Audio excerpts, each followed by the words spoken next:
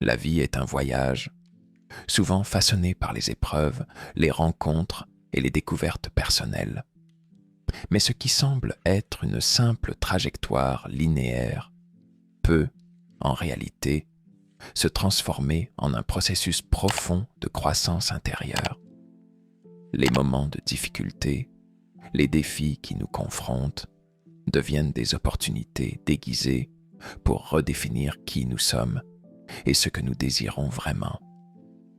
L'âme humaine, dans sa quête incessante de sens, n'évolue jamais sans que chaque expérience ne laisse une empreinte.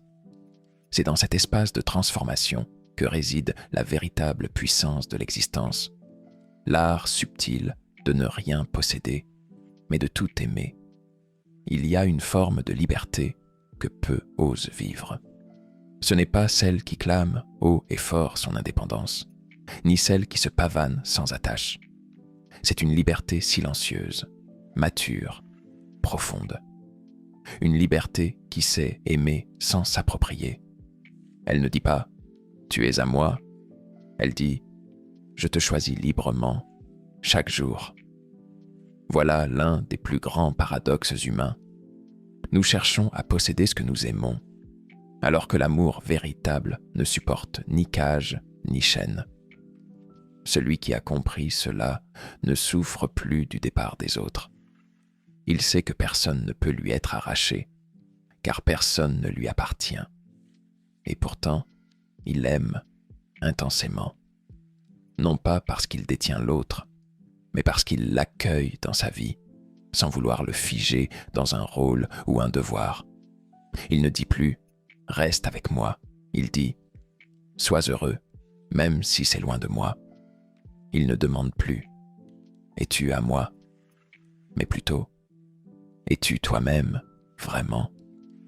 Ce genre de liberté effraie les cœurs dépendants, mais elle élève ceux qui ont appris à s'aimer eux-mêmes.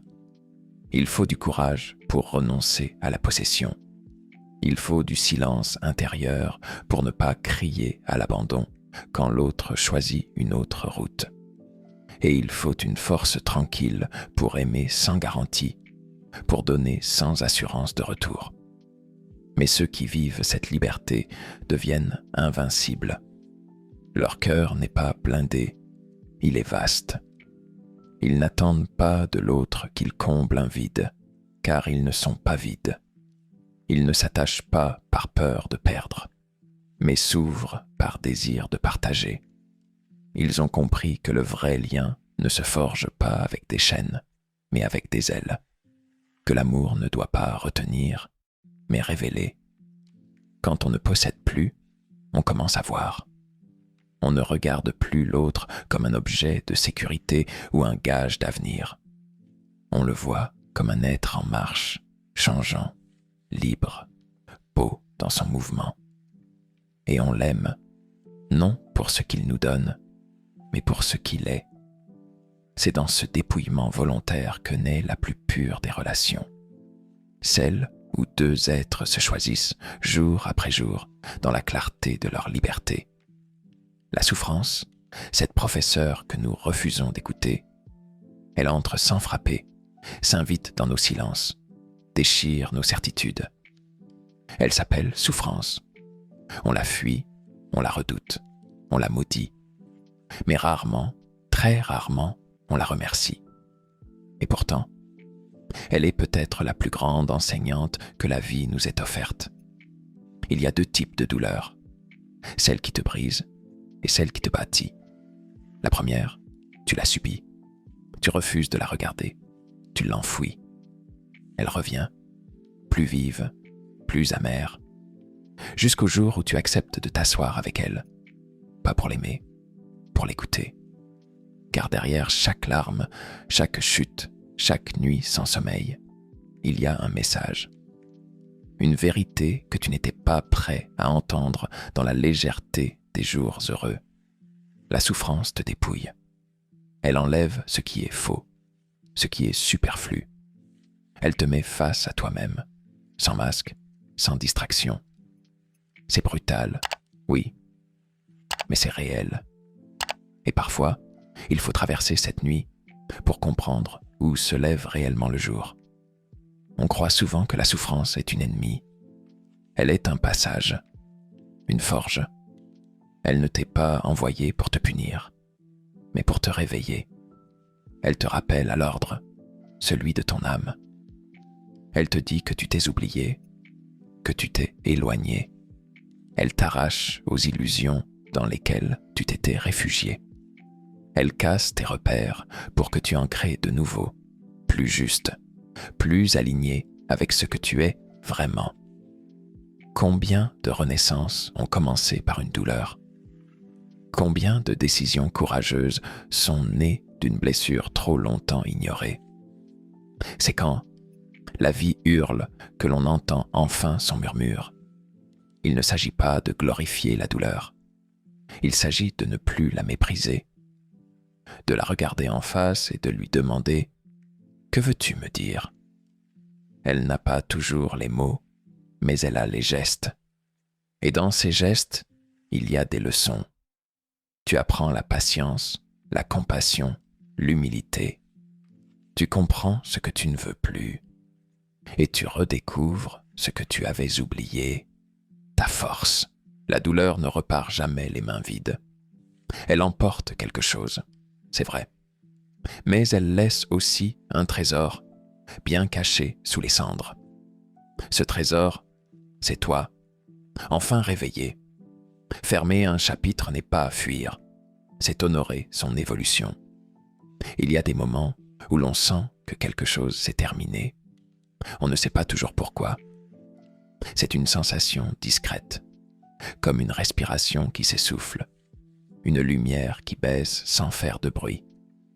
On veut s'accrocher, on relit les lignes, on insiste. Mais les mots ne vibrent plus. Le chapitre est fini. Fermer un chapitre, ce n'est pas abandonner.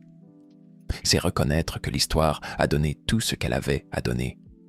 C'est faire preuve de lucidité, pas de lâcheté. Il est plus facile, parfois, de rester par habitude, par confort, par peur. Mais rester dans un livre terminé, c'est nier sa propre croissance. Tout comme la nature se dépouille en automne pour renaître au printemps, l'âme humaine a besoin de passer par des cycles, des débuts, des fins, des recommencements. Il n'y a pas de honte à dire « ce n'est plus mon histoire ». Il y a même une forme de noblesse à cela, car il faut du courage pour quitter ce que l'on connaît, même quand cela ne nous élève plus. Certains chapitres nous ont formés, d'autres nous ont brisés, mais tous ont servi. Il ne s'agit pas de les renier, ni de les effacer. Il s'agit de les remercier, puis de refermer doucement la page et de tendre la main vers la suivante. Fermer un chapitre, c'est aussi faire de la place pour du neuf, pour du vrai, pour du vivant. On ne peut pas accueillir demain si on est encore prisonnier d'hier. Il faut de l'espace pour que l'inattendu surgisse, pour que les miracles trouvent un lieu où se poser. La vie n'est pas un roman figé, c'est un manuscrit en mouvement, et tu en es l'auteur. Alors ose, raillesse, rature, recommence. Mais n'aie jamais peur de mettre un point final quand ton cœur te le murmure. La perfection est un mensonge qui nous isole. Ils veulent être irréprochables, impeccables, sans faille. Ils se coiffent de vertu comme d'une armure. Mais ce qu'ils ne comprennent pas, c'est que la perfection n'attire pas l'amour. Elle inspire la distance. Car ce qui nous touche chez l'autre, ce n'est pas ce qu'il cache, c'est ce qu'il ose montrer. Nous sommes humains, et notre humanité ne brille pas dans nos succès lisses, mais dans nos fissures. C'est dans le tremblement de la voix, dans les maladresses, dans les erreurs assumées, que naît la connexion véritable. Celui qui veut être parfait se coupe des autres. Il se coupe surtout de lui-même. La perfection, c'est une prison dorée. On s'y enferme en croyant séduire, et on s'étonne de la solitude qui s'installe. Mais qui peut vraiment aimer un masque? Qui peut se reconnaître dans une façade trop bien polie? Les gens parfaits, dit-on, ne mentent pas, ne boivent pas, ne crient pas. Mais surtout, ils n'existent pas. Ce ne sont que des images, des fantasmes. Et courir après ces chimères, c'est courir loin de soi. C'est dans l'authenticité que l'amour prend racine, pas dans la maîtrise. C'est quand tu tombes, que tu pleures, que tu doutes, que tu permets à l'autre de t'aimer pour vrai. Non pas pour ce que tu veux être, mais pour ce que tu es déjà. La perfection, c'est l'ennemi de la vérité. Et la vérité, elle seule libère. Elle seule unit. Elle seule guérit. L'aventure commence quand la routine devient insupportable. On croit que l'aventure, c'est partir au bout du monde. Changer de continent, gravir des montagnes, braver l'inconnu. Mais la vraie aventure commence souvent là où l'on s'ennuie. Là où chaque jour est le même. Là où l'âme étouffe sous les gestes répétés. C'est dans cette torpeur familière que naît le cri intérieur. Il doit y avoir autre chose. La routine a ses vertus. Elle rassure, elle ordonne. Mais elle a aussi un prix. Celui de l'oubli de soi. Quand chaque jour se ressemble, ce n'est pas parce que la vie est pauvre. C'est parce que notre regard s'est fermé. Ce n'est pas le monde qui a perdu ses couleurs. C'est notre cœur qui a cessé de les voir. Il faut un choc, parfois, pour réveiller l'aventurier endormi. Une rupture, une perte, une fatigue profonde. Et alors, on réalise que le plus grand danger n'est pas dans le risque, mais dans l'immobilité. La routine peut être douce, mais elle est aussi perfide. Elle use les rêves à petit feu. Le jour où l'on ose, ne serait-ce qu'un pas de côté, un non inattendu, un oui vibrant, la vie reprend sa respiration. Elle s'étire, elle palpite. Ce n'est pas l'inconnu qui est dangereux. C'est de rester dans ce que l'on connaît trop bien, quand cela ne nous nourrit plus. Chaque être humain a en lui une étincelle d'aventure. Ce n'est pas une question de kilomètres, c'est une question d'élan. Cet élan qui te pousse à dire « je veux vivre », pas seulement exister,